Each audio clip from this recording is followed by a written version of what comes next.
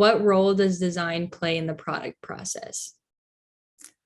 I might be biased because I am the product designer, but I think that design plays an essential role in our product process. That period between discovering an issue or an unmet user need and delivering a solution is where design does that heavy lifting, and it allows us to stay consistent across the product with new features and old features. And when we're consistent and organized, our users can see these features and just automatically know what to do. So at the end of the day, that's intuitive design, and that's the key focus, and it's the essential element to creating a good product. I think the role that design plays in the product process is, well, there's an interesting relationship between, well, the design role and the design that engineers do, in that engineers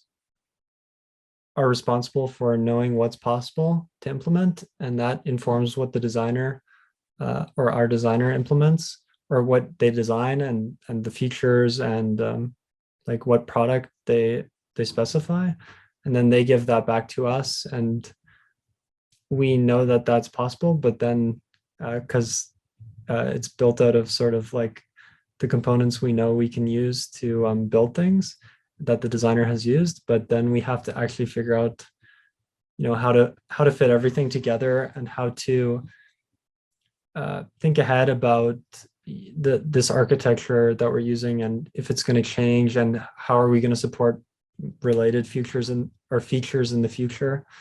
and how it's going to like interact with those, and thinking about making your code readable for future engineers who might work on it, and maintainable. And so I think, I mean,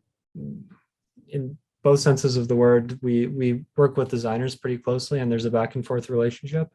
And then also we're doing the architecture design as engineers, and yeah.